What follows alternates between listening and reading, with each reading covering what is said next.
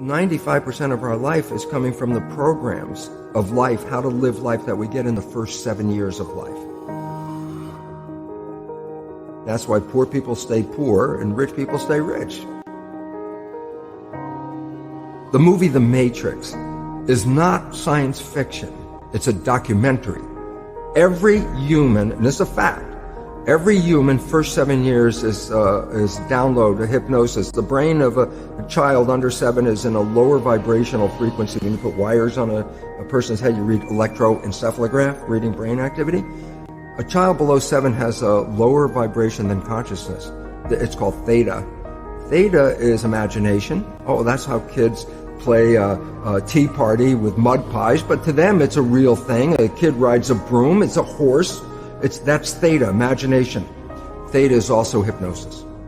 And the idea is this: before you can become conscious, if you don't have any programs, what are you going to be conscious of? So nature makes the first 7 years. What kind of programs are required to live on this planet? I say, how do you get them? Theta is hypnosis. You just watch. You watch your parents, you watch your siblings, and your community, because you have to learn how many 100,000 rules. Think about it. Just to be a functional member of a family and a functional member of a community, there are rules. Teach an infant these rules. It's like, you don't have to. First 7 years, they observe it and just download it. Look, this is not new. I mean, there's the famous book, Rich Dad, Poor Dad. And basically said you come from a poor family and you could struggle your whole life and try to get rich, but you're not going to make it. And if you come from a rich family, you could be stupid your whole life and make it. Not because it was thinking, but it was unconscious behavior that was downloaded from rich families into kids, which is unconscious. So they're making the right moves unconsciously. If they engage their conscious mind, then they look stupid, but it's unconscious. And that's the same thing with poor people. Poor people have beliefs from the family. Oh, you can't make it, life's a struggle, things are hard, who do you think you are? And if that's the program you get, then 95% of the day you will sabotage yourself.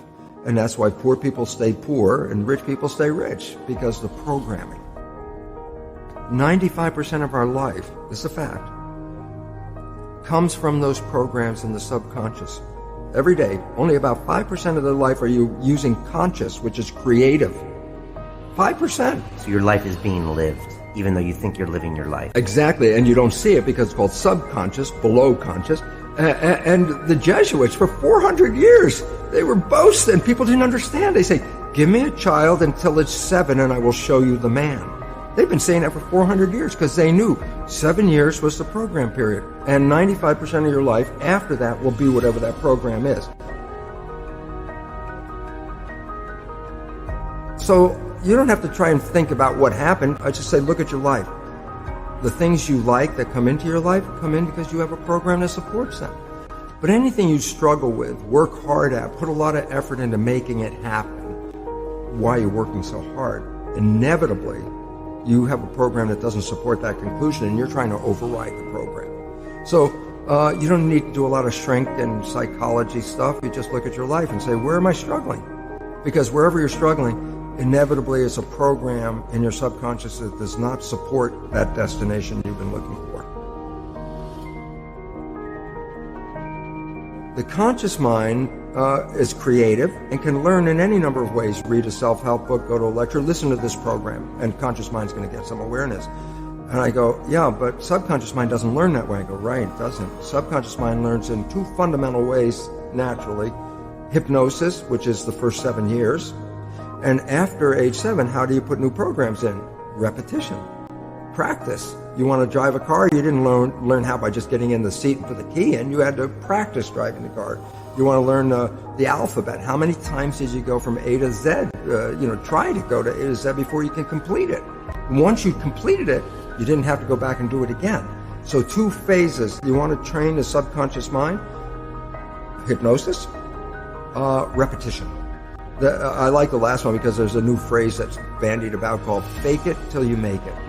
Meaning, if you're not a happy person, I say, you want to be a happy person? Then repeat all the time, I'm happy, I'm happy. I say, well, you don't look happy or anything. I say, no, who am I talking to? By repetition, I'm talking to subconscious. If subconscious gets, I am happy, and 95% of your life comes from that subconscious, there will be a point once the subconscious got, I am happy, you don't have to say it again. Okay. It'll be automatic. And that's why we see people do affirmations and gratitude journals and stuff, because if you do that daily... It's repetitive. That's the secret part. Putting a sticky note on the refrigerator is more like a suggestion, but it's not a repetition. So it doesn't work very well. But you have to do... Repetition is a habit. It's making habit. So you got to do something religiously in the sense of repeating it to make it work.